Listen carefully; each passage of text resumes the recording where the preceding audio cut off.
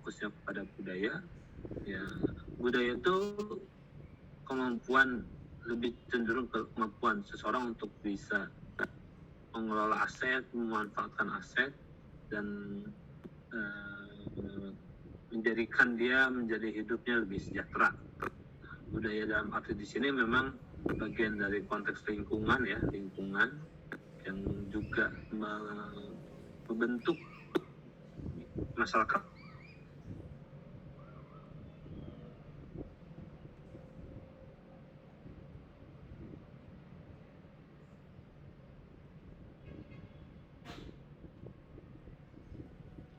Yang ada di situ, atau kondisi-kondisi lebih ke struktural. Kalau tadi ada budaya, ada struktural. Nah, apakah kondisi kemiskinan itu dia dipengaruhi oleh pengaruh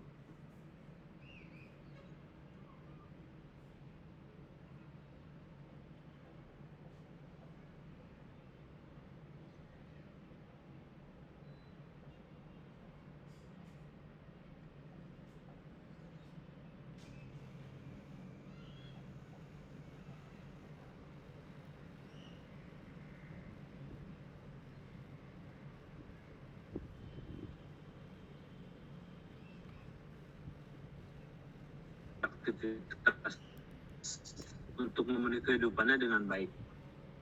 Nah ini akhirnya juga bisa menciptakan kayak miskin. Itu pengaruh dari faktor struktural.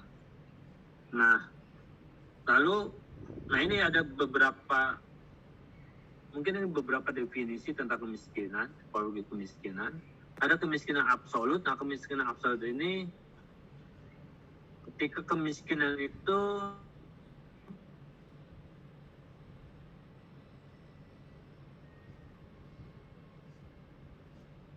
kenapa sih?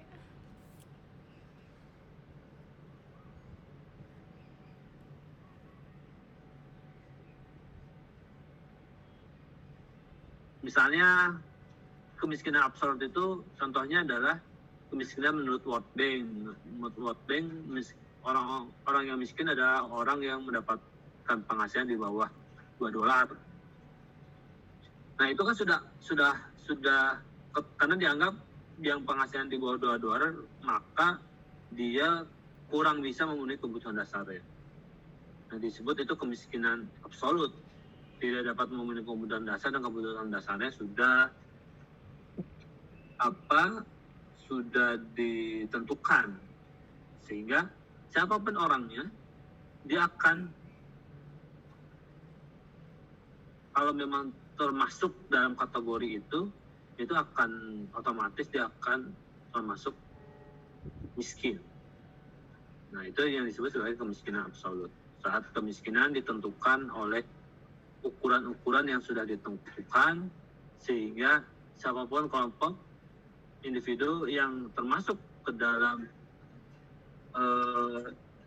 indikator itu, maka dia otomatis akan termasuk dalam kategori miskin. Contohnya adalah seperti dari World Bank, ketika World Bank menentukan orang yang mendapatkan penghasilan $2, di bawah $2 per hari itu terkategori miskin. Itu sudah kemiskinan absolut. Tapi kalau kemiskinan relatif, nah kemiskinan relatif ini cenderung kemiskinan itu bersifat ya bagaimana kecenderungan dari setiap di daerah dalam menentukan siapa yang miskin. Nah itu biasanya tergantung dari lapisan-lapisan masyarakat yang terbentuk di situ. Kelompok masyarakat yang berada di lapisan paling bawah itu biasanya akan dikategorikan sebagai miskin.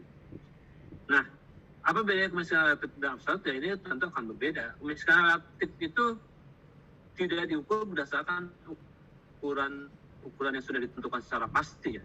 Nah, makanya kemiskinan relatif itu ya tergantung konteks dari setiap daerah atau negara tertentu. Misalnya kita akan kemiskinan relatif itu kalau di sini pembagian pendapatan nasional di antara berbagai lapisan masyarakat. Maksudnya adalah ya kita akan hitung ulang kemiskinan yang di Indonesia itu seperti apa. Kita hitung rata-rata pendapatan nasional seperti apa, dan ternyata bisa jadi kemiskinan di Indonesia itu bukan, kalau merujuk pada World Bank, bukan $2, tapi di bawah $2. Kita nggak bisa samain dengan ukuran World Bank. Kalau di Indonesia tuh bisa jadi cuma $1, tapi yang di atas $1 udah dikategorikan sudah tidak miskin lagi misalnya. Karena relatif bagaimana setiap daerah, wilayah mengukur kemiskinannya sendiri.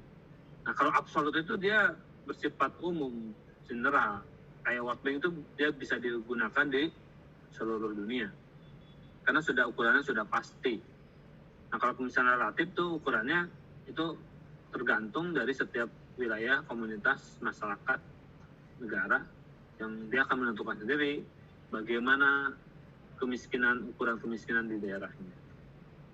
Nah, saya ada cerita, ada cerita dari seorang kawan yang dia pernah ke Australia.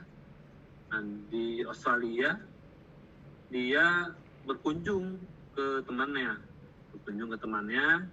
ke rumahnya, dan ketika dia berkunjung ke rumah temannya itu mengatakan, saya miskin, saya sedang bangkrut karena saya sudah tidak lagi bekerja. Nah, kawan saya orang Indonesia ini cukup kaget, dia mengatakan dia miskin. Padahal kalau sepengamatan dia, hidup dia cukup layak.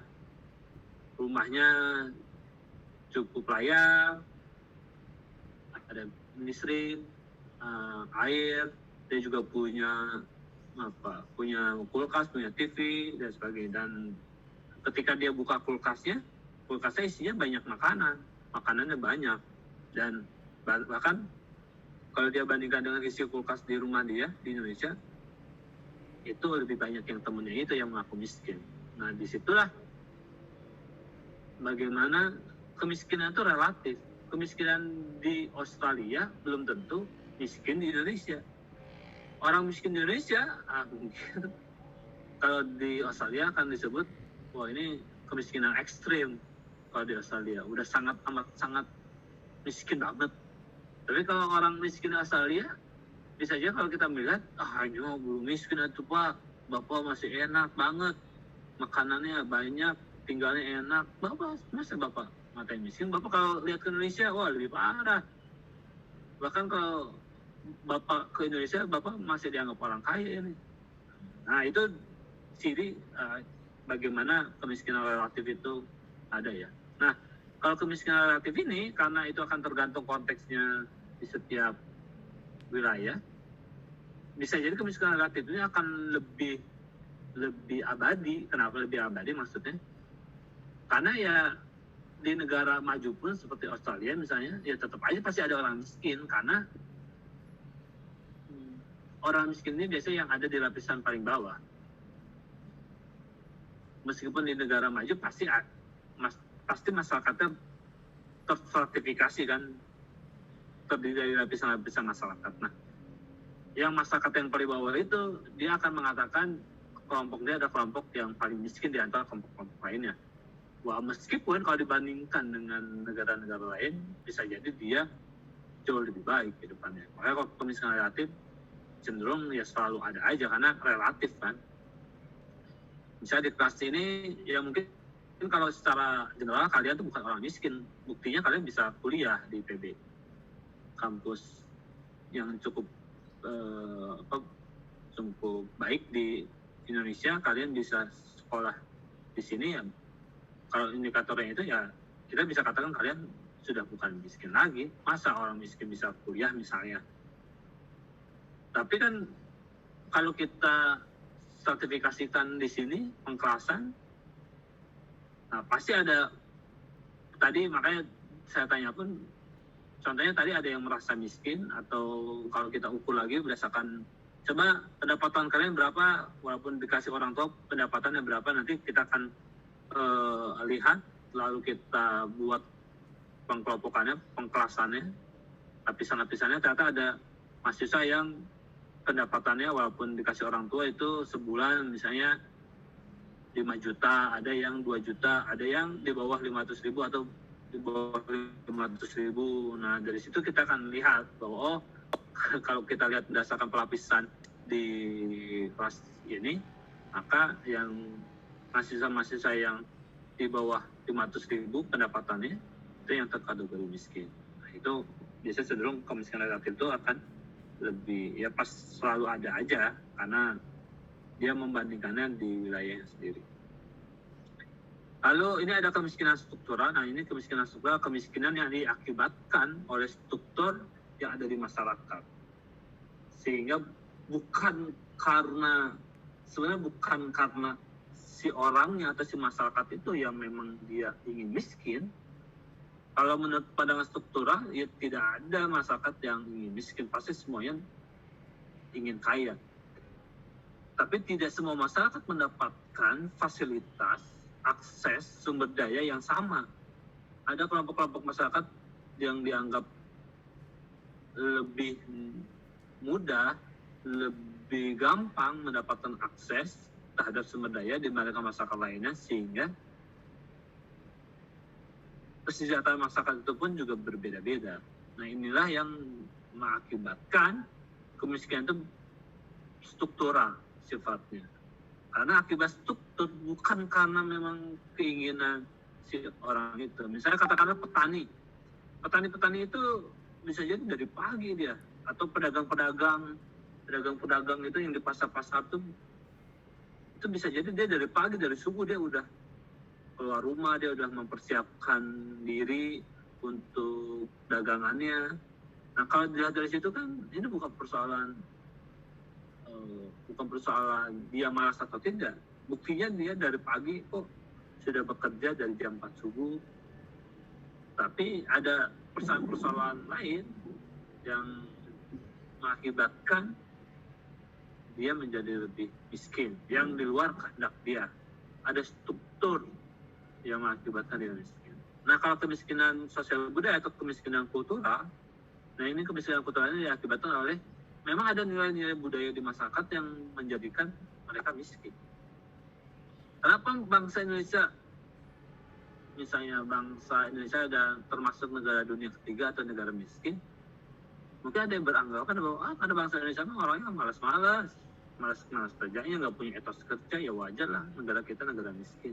Atau perspektifnya dikatakan oleh orang-orang luar, orang-orang barat misalnya, orang-orang negara maju, ya Indonesia miskin karena ulahnya sendiri, bukan karena persoalan struktur. Kalau persoalan struktural, dunia ini sudah dibangun dengan sedemikian rupa dan sudah berkeadilan, ya bangsa kita hanya saja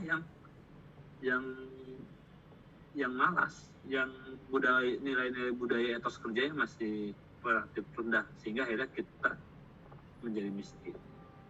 Nah, itu kalau dalam pandangan kultural seperti itu. Atau ada misalnya di kelompok etnis tertentu, kalau dia mau menikah, dia tuh harus disebutnya mempersiapkan.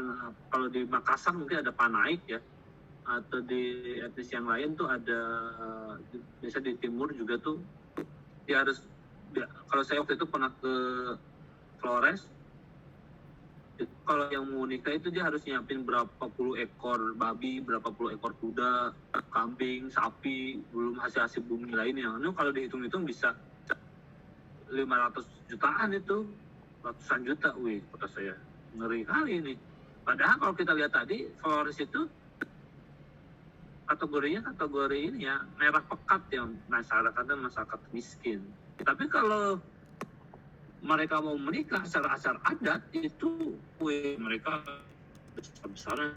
Nah, atau kemiskinan kultural, ketika mereka memaksa untuk menikah ya, jadi ketika mereka mau menikah itu, kalau mereka mau mengikuti adat istiadat itu, akhirnya mereka terpaksa untuk berhutang, pinjam, untuk bisa memenuhi tadi syarat tadi. Kalau mau menikah itu harus ada babi berapa puluh ekor, kuda berapa puluh ekor dan sebagainya.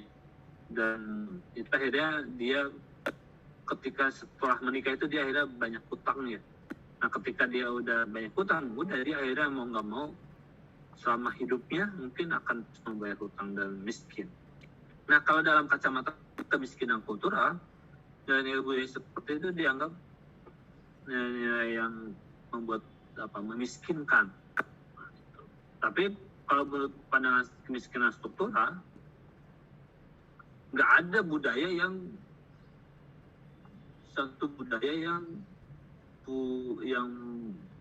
yang tujuannya untuk memiskinkan masyarakat yang nggak ada. Kalau dalam perspektif kemiskinan struktural nggak ada budaya yang memiskinkan, nggak ada.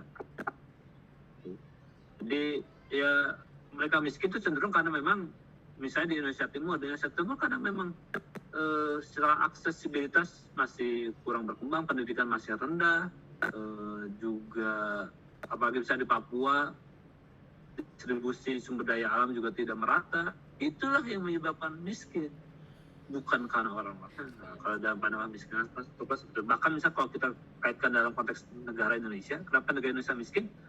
Ya karena ada persoalan struktural kenapa bisa miskin. Pertama dulu misalnya ketika zaman Orde Baru, sumber-sumber daya Indonesia itu dikuasai oleh asing, misalnya oleh Freeport, oleh Jumon, oleh perusahaan-perusahaan asing dikuasai, dan juga kelompok-kelompok tertentu juga menguasai. Kalau dulu itu karena di zaman Orde Baru ya ada keluarga Cendana misalnya, dia menguasai banyak sumber daya alam di Indonesia dan itu dikuasai oleh segelintir orang, dan juga akhirnya mengakibatkan tindakan koruptif ya, struktur birokrasinya hancur. Nah, bukan karena masyarakat, karena memang ada persoalan dalam mengelola bangsa negeri ini yang tidak benar. Bagaimana sumber-sumber daya alam kita dikuasai oleh asing, bagaimana para pengurus pejabat bangsa ini juga tidak mengelola dengan baik dan malah memperkaya diri sendiri dan juga bertindak koruptif. Nah itulah yang mengakibatkan masyarakat Indonesia tidak berkembang dengan baik dan mengakibatkan kemiskinan struktural. Nah, kemiskinan struktural kultural ini memang kadang dalam melihat suatu perspektif dan dia punya cara pandang yang berbeda-beda. Cara pandangnya bahkan cenderung berlawanan ya. Nah teman-teman di sini berada pada perspektif yang mana? Nah, sebenarnya kalau dalam ilmu pengetahuan ya ini tipologinya. Kalian nanti mau berperspektif seperti apa, yaitu dipersilahkan. Itu menjadi haknya, kebebasan kalian dalam menentukan sikap. Nah, jelas dalam perkuliahan di sini kita sampaikan bahwa ada yang seperti ini. Nah, ini ada juga instrumen-instrumen mengukur kemiskinan, ada Kades Kemiskinan Sayogyo, Bank Dunia, BPS, Kebutuhan Fisik Minimum, dan Pengukuran Kemiskinan secara partisipatif. Nah, kalau Pak Sayogyo itu berdasarkan beras ya, kilogram beras. Nah, ini diukur juga berdasarkan ada nih kalau daerah perkotaan dan daerah desa cenderung lebih kecil ya ininya, kilogram berasnya, konsumsinya. Nah ini kalau pas saya dilihat berdasarkan konsumsi beras. Kalau yang melarat dia konsumsinya berasnya semakin sedikit kemampuan mereka untuk mengkonsumsi berasnya. Nah ini kalau Bank Dunia, Bank Dunia dan BPS ini hampir sama ya. Ini kategori dia mengukur dari kebutuhan. Sebenarnya kalau Bank Dunia itu dia langsung $2 per hari, tapi $2 per hari itu sebenarnya dari perhitungan ya, dari kebutuhan konsumsi dan non konsumsi atau kebutuhan makan dan bukan makan. Nah, itu kalau BPS itu dihitung dari pemenuhan kebutuhan makan dan bukan makan kalau BPS itu. Dan kalau dihitung-hitung sebenarnya mirip dengan Bank Dunia. Ukurannya nanti di sekitar angka itu $2 per hari. Nah, tapi ada pernyataan menarik dari mantan Perdana Menteri Inggris ya, Margaret Thatcher. Ini juga pernyataan yang sangat kontroversial. kemiskinan di negara dunia ketiga adalah anugerah Tuhan bagi negara-negara maju. Nah, ini pernyataan yang sangat kontroversial memang. Inggris salah satu negara maju ya, dan ternyata negara-negara maju itu mendapatkan keuntungan dari adanya negara-negara miskin. Ketika mereka berhubungan ekonomis, negara maju dengan negara miskin itu dikatakan cenderung bersifat eksploitatif. Dan akhirnya karena negara miskin, misalnya Indonesia misalnya berhubungan dengan negara, misalnya dengan Amerika, karena dulu kita menganggap kita miskin dan butuh investasi, akhirnya kan Newmont, Freeport, Chevron ke Indonesia. Dan apa konsekuensi dari situ? Ya akhirnya kita mau nggak mau sumber daya alam kita dikelola oleh asing, dan banyak kebijakan-kebijakan negara kita yang itu juga harus dalam tanda kutip yang minta izin dulu ke negara maju ini. Kita tidak bisa sembarangan, apalagi sekarang ada dari dulu sampai sekarang Indonesia terlilit hutang yang sangat besar, dan itu akhirnya kita harus ikut aturan main mereka. Nah, di satu sisi ternyata dengan kita negara Indonesia ya terjerat hutang dan juga sumber daya alam kita dikelola dan dikuasai oleh asing, itu bagi negara-negara maju itu keuntungan bagi mereka. Ada manfaat yang mereka dapatkan, bahkan mungkin besar ya manfaatnya, keuntungan materialnya sangat besar. Dan itulah kenapa mereka cenderung lebih berharap ya seperti Indonesia ini tetap miskin, karena kalau kita tetap miskin maka kita akan tetap dan terus bergantung sama mereka. Nah, ketika kita bergantung maka ada keuntungan juga yang bisa mereka dapatkan.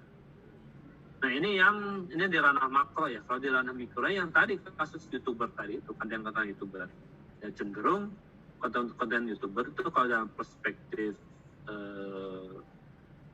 melihat kita secara hubungan dan siapa yang mendapatkan keuntungan yang lebih banyak, mungkin si YouTuber itu yang mendapatkan keuntungan lebih banyak. Ketika ada keuntungan yang didapatkan dari konten terhadap objektifikasi orang-orang miskin itu, maka apakah si kemiskinan ini akan hilang? Meskipun dia kontennya adalah konten memberikan bantuan-bantuan ya, tapi ketika dibalik itu dia mendapatkan keuntungan yang sangat besar, bahkan sangat besar, jauh dari apa yang dia keluarkan untuk memberikan bantuan, apakah kemiskinan itu akan terselesaikan? Mungkin malah dia akan membiarkan kemiskinan itu, karena dengan adanya kemiskinan maka dia akan bisa terus menghasilkan konten, dan dengan dia menghasilkan konten maka dia akan mendapatkan keuntungan. Nah, makanya dalam konteks mikro tadi yang YouTuber itu juga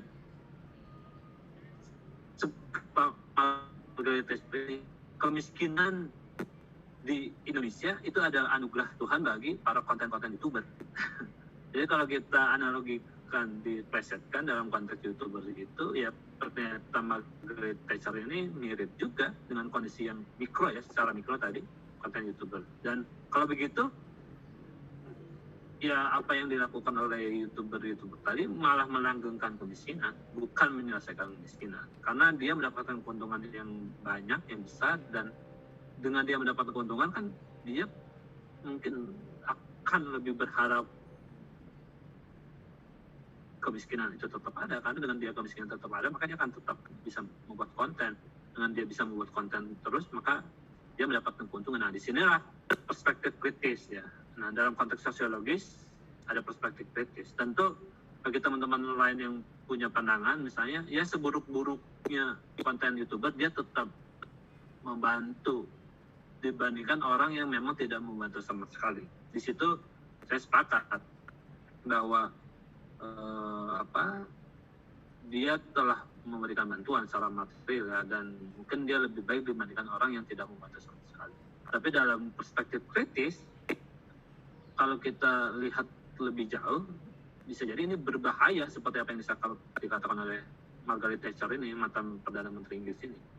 karena perspektifnya akhirnya dia mendapatkan keuntungan yang lebih banyak, sehingga ketika dia mendapatkan keuntungan dari kemiskinan itu dia cenderung akan mempertahankan kemiskinan itu. Nah ini yang kalau dalam konteks makro ini seperti terjadi antara hubungan internasional ekonomi, politik ekonomi antara negara-negara dunia ketiga dengan negara-negara maju yang cenderung eksploitatif, ketergantungan. Nah kalau nanti teman-teman belajar di perubahan sosial, belajar di teori kalau teman-teman nanti ngambil di peminatan sosiologi itu nanti ada di mata kuliah perubahan sosial itu ada teori ketergantungan. Nah, teori ketergantungan ini bahwa negara negara miskin itu karena dia tergantung dengan negara-negara kaya. Nah, negara-negara maju ini yang akhirnya mengakibatkan negara miskin itu terus bergantung dan sifat hubungan yang eksploitatif. Nah, kalau ini kebutuhan fisik minimum ini memang kita mengukur kebutuhan fisik minimum setiap orang di setiap wilayah. Nah memang kekurangannya kalau kita mengukur kebutuhan fisik minimum setiap orang di setiap wilayah itu, ya itu tadi bisa jadi ini seperti kemiskinan relatif ya, setiap daerah, setiap negara itu punya kebutuhan fisik minimum yang berbeda-beda. Nah mungkin bagusnya memang di satu sisi juga ada baiknya, ada international poverty line, walaupun international poverty line ini juga perlu disepakati apakah memang yang kalau berdasarkan World Bank 2 adalah per hari itu sudah terutama di Indonesia ya, sudah representatif dengan garis kemiskinan di Indonesia misalnya, atau memang kita perlu lagi memikirkan lagi ya bagaimana konteks garis kemiskinan di Indonesia seperti apa. Nah, ada juga yang participatory poverty assessment. Nah, kalau participatory poverty assessment dia lebih lagi berdasarkan masyarakat. Jadi masyarakat sendiri menentukan apa sebenarnya ukuran kemiskinan bagi daerahnya. Mereka menentukan sendiri. Kalau tadi kebutuhan fisik minimum itu ya biasanya ditentukan oleh pemerintah, entah itu pemerintah negara tertentu atau pemerintah daerah yang untuk menentukan kemiskinan di wilayah itu seperti apa. Nah, kalau participatory poverty assessment itu yang menentukan masyarakat sendiri, yang menentukan dia mau kayak gimana indikator kemiskinannya, dan itu bisa lebih sangat beragam lagi di tiap komunitas, di tiap kelompok itu bisa jadi ukuran kemiskinannya itu berbeda-beda, garis kemiskinannya berbeda-beda. Ini contoh ya, salah satu komunitas warga Mamasa ini indikator yang dihimpun bersama masyarakat, ternyata ukuran kesejahteraan dan kemiskinan itu ini nih ada 9 indikator, ada lahan basah, sawah, kerbau, pendapatan, rumah, perabot, ternak lainnya, kebun, pendidikan, pola makan, itu yang menentukan mereka derajat kehidupan sosial apakah sudah sejahtera atau masih miskin. Nah, ini indikator ini, dan juga akhirnya diukur juga ukurannya berdasarkan lapisannya, ada lapisan kaya, sedang, miskin. Kalau yang kaya itu dia cenderung punya kerbau lebih dari 1 ekor.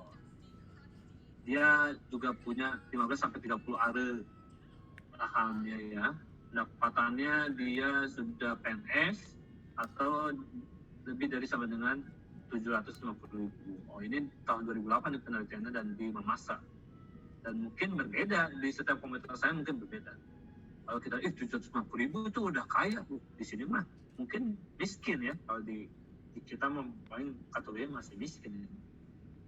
Nah itu kalau di Mamasa ini lihat yang miskin itu 50.000 pendapatannya. Nah itu kan berbeda ya. Mungkin berbeda dengan kalau apalagi ini pertama tahunnya tahun 2008 dan juga wilayahnya juga berbeda. Nah ini participatory poverty assessment ini yang PPA ini yang setiap wilayah kan berbeda karena sesuai dengan masyarakat menilai dirinya sendiri itu ukuran kemiskinan seperti apa.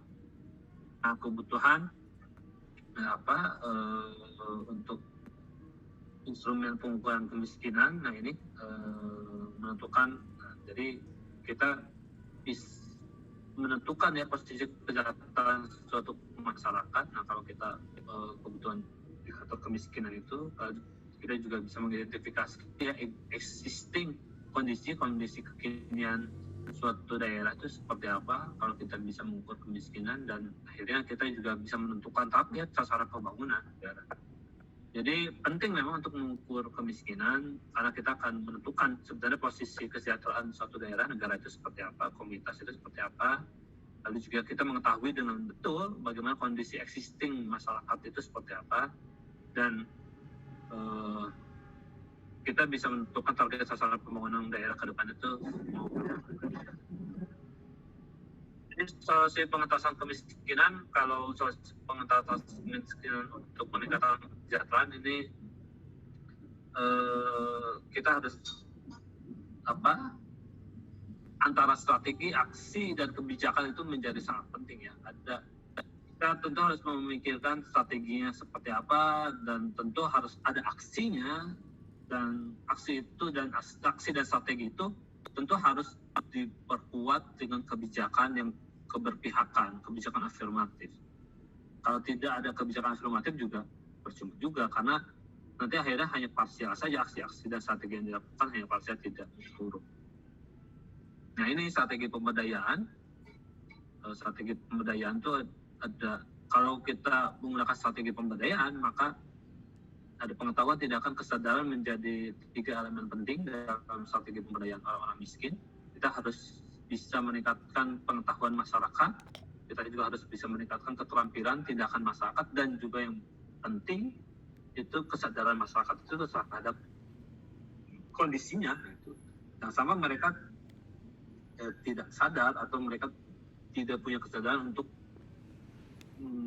meningkatkan taraf hidup.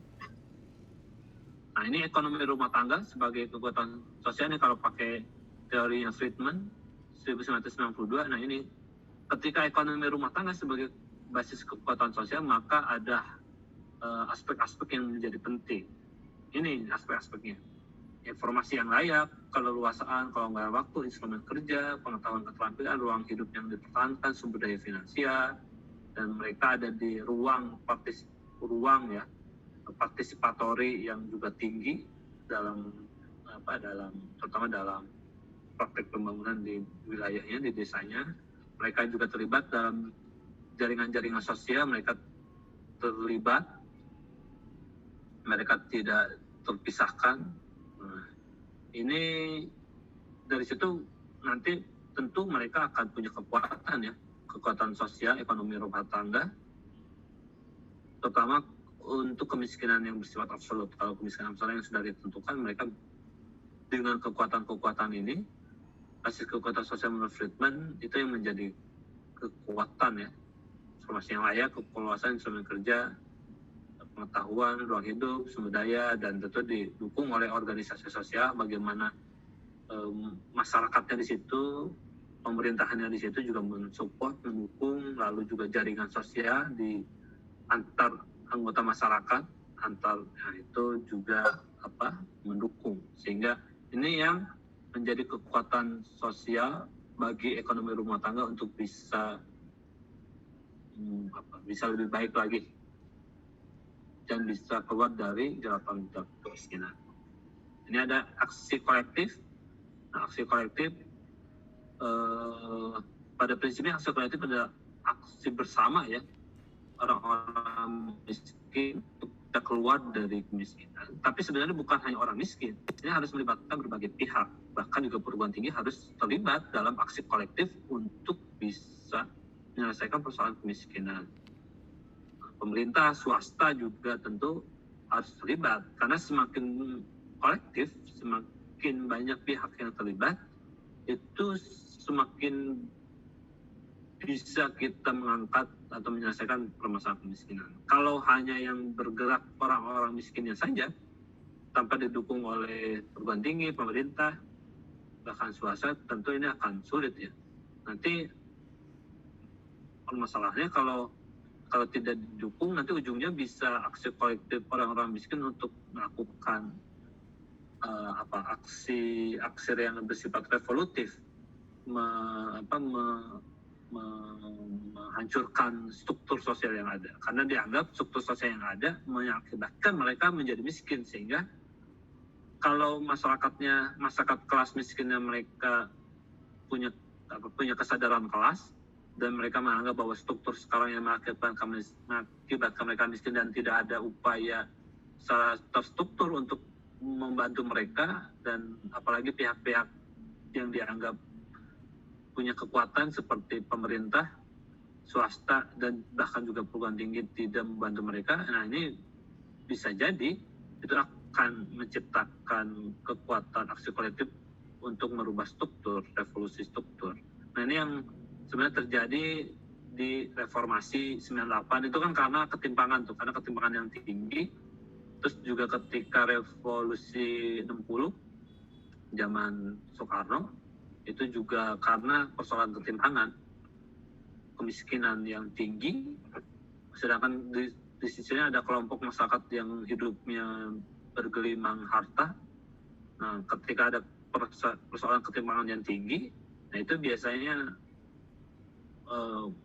menjadi pemicu untuk terjadinya konflik sosial. Nah, makanya aksi kolektif ini penting untuk melibatkan berbagai pihak dalam upaya penyelesaian upaya kemiskinan. Dan tentu yang ketiga ada kebijakan afirmatif, kebijakan yang keberpihakan, kebijakan yang memang berpihak untuk membantu orang-orang miskin.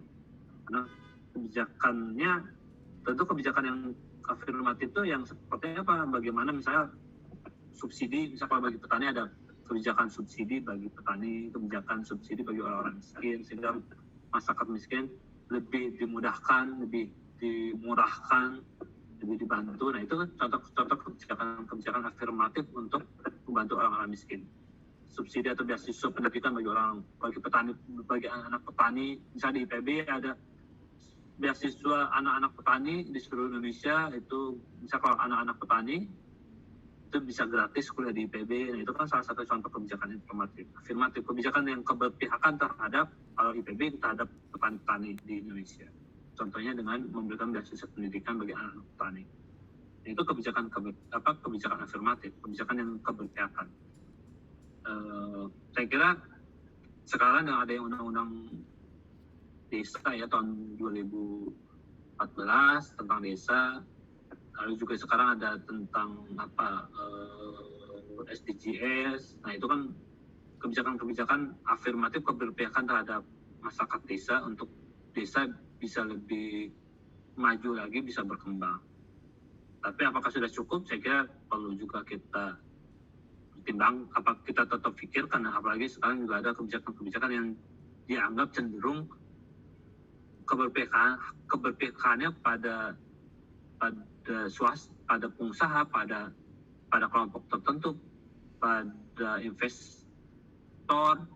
Misalnya kebijakan undang-undang cipta kerja misalnya yang dianggap dikritisi itu lebih menguntungkan bagi pengusaha, bagi investor, dan melemahkan buru-buru. Nah, ini tentu kalau kita berperspektif kebijakan afirmatif untuk orang-orang miskin, masyarakat pedesaan, tentu hal seperti itu perlu kita kritisi. Baik, teman-teman, itu materi yang saya bisa sampaikan. Silakan ada yang mau dikomentari atau yang mau ditanyakan, teman-teman. Saya izin bertanya, Pak. Silakan, Ai. Iya, tadi kan ada untuk solusi mengentaskan kemiskinan kan ada pemberdayaan ya, Pak. Salah satunya kan ada tadi kombinasi dari pengetahuan, tindakan, dan kesadaran. Nah, ini kesadaran yang tadi Bapak bilang kan itu kesadaran dari orang-orang miskinnya ya, Pak. Apakah perlu adanya kesadaran juga bagi masyarakat sekitarnya untuk lebih peduli kepada orang-orang yang bisa dibilang miskin di masyarakatnya. Seperti itu, Pak. Terima kasih. Oke, terima kasih. Ada lagi? Yang lain ada yang mau bertanya kembali? Saya izin tanya. Silakan, Arum. Kalau gitu berarti orang-orang yang dikatakan miskin itu berarti nggak bisa dong, Pak, keluar dari kemiskinan itu, tapi usahanya itu berasal dari diri sendiri gitu. Kalau tadi kan pemberdayaan, aksi kolektif, sama kebijakan afirmatif kan cenderung dari luar gitu, Pak. Iya. Baik, terima kasih. Ada lagi? Satu lagi mungkin? Ada lagi yang mau berkomentar atau bertanya? Kalau tidak ada, saya jawab. Baik, tentu kesadaran ini kalau kesadaran hanya kesadaran orang miskin untuk mau bangkit seperti yang tadi saya sampaikan, tentu akan lebih berat ya, akan lebih berat. Maka seperti teman-teman ini, kayak kalau saya katakan ini kalian tuh kelas menengah ini. Kalian ini ada kelas menengah karena kalian mampu berkuliah, apalagi di kampus IPB, salah satu kampus terbaik. Kalian tuh ada kelas menengah di Indonesia. Nah, tanpa ada kemauan dan kesadaran dari kelas menengah untuk membantu kelas bawah itu, karena kelas menengah ini sebenarnya seperti kita ini kelas menengah, ini kita tuh ada bridging, kita tuh ada jembatan.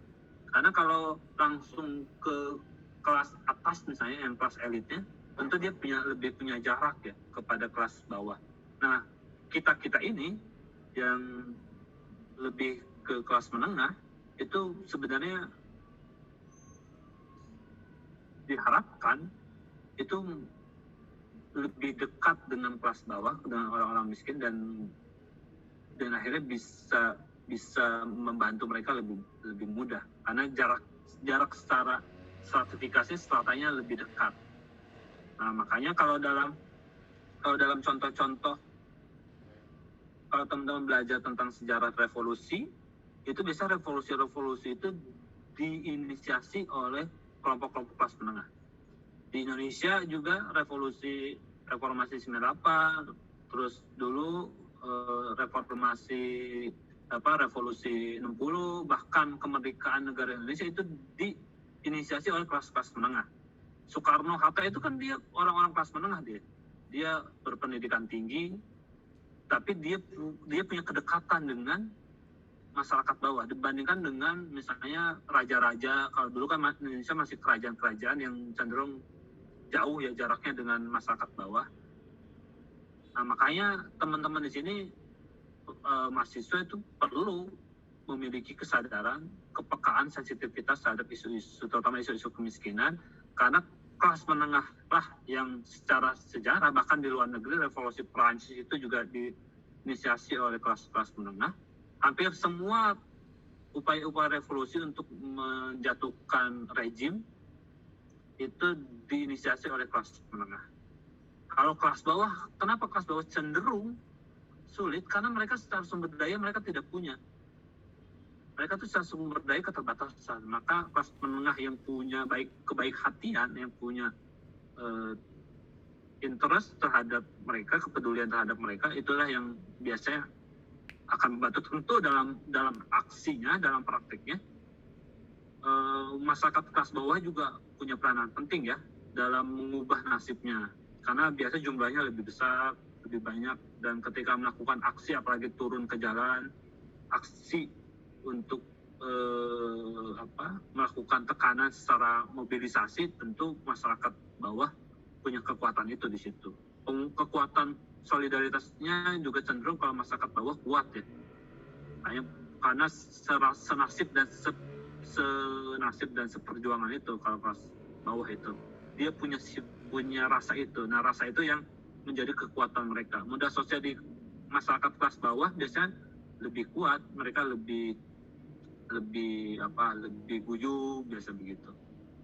Tapi mereka tidak bisa berbuat sendiri, tentu butuh bentuk itu. Makanya tadi pertanyaan dari Arum, sebenarnya bisa saja kelas masyarakat miskin itu bangkit sendiri ketika mereka punya kemampuan yang sangat kuat. Nah, dalam perspektifnya kemiskinan kultural, itu kalau masyarakat miskin itu mau keluar dari kemiskinan, itu tergantung si orang miskinnya. Kalau dalam perspektif kemiskinan kultural itu gimana orang miskinnya. Jadi kalau dalam teori modernisasi itu ada nilai prestasi. Jadi kehendak untuk berprestasi, keinginan untuk berprestasi. Nah, kalau ciri-ciri orang modernisme itu dia kompetitif dan jiwa berprestasinya tinggi. Dia ingin terus berprestasi, dia berorientasi ke depan, dan dia jiwanya kompetitif. Nah, orang-orang modernis ini itu memang cenderung perspektifnya perspektif kemiskinan kultural. Jadi ketika ada orang miskin itu nganggap dia memang malas aja orangnya, dia nggak mau belajar dengan keras, dia nggak mau bekerja dengan lebih keras. Itu mah bukan salah kita, itu salah orang. Nah kalau dalam perspektif kemiskinan kultural, tentu si orang-orang itu yang harus berjuang keras. Maka teman-teman di sini ya, kalau teman-teman merasa di keluarga miskin, saya juga keluarga miskin. Dulu waktu saya kuliah, saya juga sampai harus pinjam uang untuk saya kuliah. Nah itu bagaimana kekuatan diri kita untuk saya harus lulus harus tepat waktu, saya juga IPK-nya jangan rendah banget, tapi saya juga harus cari pengalaman di kuliah, punya jejaring di kampus, biar nanti ketika saya lulus, saya bisa lebih mudah dalam mendapatkan pekerjaan dan lain sebagainya. Nah itu tentu kehendak dari komunitas itu juga bisa menentukan dia keluar dari kemiskinan atau tidak. Apalagi kalau teman-teman berperspektif sebagai perspektif kemiskinan kultural. Kalau kemiskinan kultural ya memang harus si orangnya yang keluar, bukan orang lain yang bisa membantu orang miskin itu keluar dari jatuh. Tapi orang miskinnya itu. Makanya penting untuk melakukan penyadaran ya di orang-orang miskin. Kalau memang orang miskin itu dia menyadari miskin, ya dia harus sadar, dan dia harus sadar apa yang harus dia lakukan. Makanya biasanya persoalan-persoalan kalau dalam perspektif modernisme, kemiskinan kultural itu yang dipersoalkan dalam misalnya etos kerjanya aja. Kalau orang Indonesia itu etos kerjanya aja rendah. Coba kalau di Jepang etos kerjanya tinggi dan lain sebagainya. Biasanya menyalahkan si orang miskinnya, cenderung menyalahkan si orang miskin ya. Kalau yang perspektif kemiskinan kultural itu, karena dia menyalahkan lebih ke perilakunya, tindakannya si orang miskin itu yang tidak punya etos kerja, yang malas-malasan, budayanya seperti itu. Nah kalau kemiskinan struktural, dia tidak menyalahkan si orang miskin, tapi dia menyalahkan struktur yang ada yang mengakibatkan si orang miskin itu tetap miskin. Nah dalam ya terserah, sekali lagi teman-teman di sini mau berperspektif apa, mau berperspektif kemiskinan struktural, melihat kemiskinan ya secara struktural atau secara kultural. Itu dikembalikan lagi pada kalian dalam melihat persoalan kemiskinan ini. Tentu kalau diambil jalan tengahnya, moderatnya ya teman-teman melihat secara kontekstual. Ini sebenarnya sudah di akses sumber daya sudah dibuka dan sebagainya sudah dimudahkan, tapi dia tetap aja miskin. Berarti mungkin ini mah. Terus teman-teman lihat lagi, kenapa sih dia tetap miskin, digali lagi. Ternyata karakter perilakunya memang yang dia tidak mau beranjak dari kemiskinan. Mungkin kalau teman-teman mengambil jalan tengah akan bertindak seperti itu. Kalian melihat konteks tua si orang miskinnya, si kelompok miskinnya kenapa tetap miskin. Tapi tentu kalau kalian sebagai pejabat nanti, entah itu sebagai pejabat pemerintahan atau sebagai kelompok-kelompok orang-orang yang punya pengaruh besar di masyarakat, saya kira lebih baik teman-teman berpikir secara struktural. Karena kalau kalian berperspektif struktural, kalian akan memikir, kenapa sih orang miskin, kenapa tetap miskin? Kalian berpikir dengan sedemikian rupa agar masyarakat miskin itu tidak jadi miskin dengan sistem struktur yang kalian buat. Misalnya sekarang negara mengeluarkan kebijakan dana BOS ya untuk sekolah-sekolah. Itu kan kebijakan struktural itu. Kalau dibiarkan negara tidak mengambil peran, ya biarinlah yang mau sekolah aja, terserah. Yang nggak mau sekolah ya biarin, berarti memang dia nggak mau sekolah. Tapi kan kalau kita berperspektif kalau kita sebagai pejabat dan kita sebagai negara, kita nggak bisa begitu. Kita harus memastikan semua warga itu punya pendidikan, dan itu kita harus wajibkan. Karena kita merasa bahwa dengan pendidikan itu bisa mengangkat derajat hidup masyarakat Indonesia. Kalau kita negara liberal, membebaskan, terserah aja masyarakatnya mau sekolah mau enggak, itu hak pribadi mereka aja gitu. Itu nggak bisa. Makanya ketika teman-teman di jalan-jalan ada anak-anak kecil yang ngamen, yang mengemis, itu harusnya memastikan nggak ada anak-anak kecil seperti itu, karena dengan dia begitu berarti negara melakukan pembiaran. Nah kalau di negara-negara maju mungkin bodoh amat ya, itu yang salah orang tuanya kenapa ngamen, kenapa ngemis, dan kenapa membiarkan anaknya misalnya.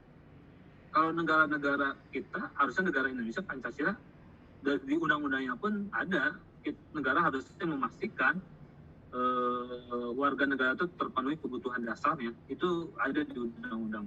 Sandang pangan papan itu harusnya terpenuhi. Bahkan kalau kita nggak punya rumah, harusnya negara memastikan warga kita, kalau kita tidak kehujanan dan kita tidak kedinginan ketika kita tidur, itu negara harusnya menjamin, di undang-undang itu ada.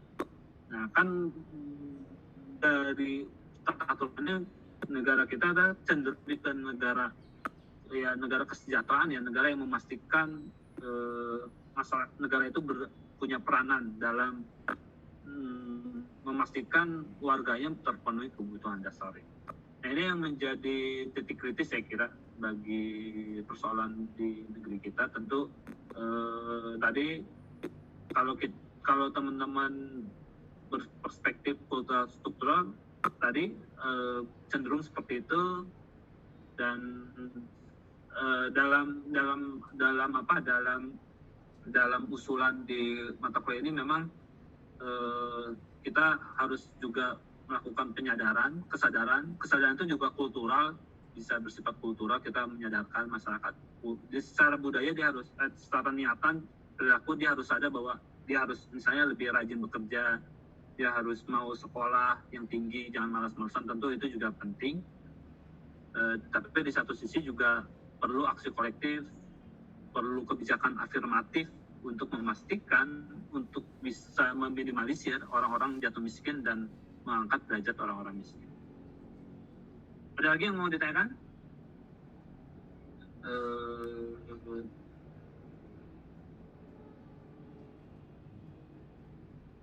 Begitu saya kira kuliah pada sore hari ini. Nanti hari Rabu ini berarti teman-teman kuliah lagi ya sama Ibu Mala, kalau tidak salah sama Ibu Mala kuliah lagi, yang mengisi Ibu Mala. Nanti setelah Ibu Mala saya lagi. Jadi terima kasih banyak. Saya akan isi buka absennya, nanti teman-teman silakan isi absen. Terima kasih, sehat selalu. Assalamualaikum warahmatullahi wabarakatuh. Selamat sore semuanya. Waalaikumsalam warahmatullahi wabarakatuh. Terima kasih banyak. Terima kasih Pak.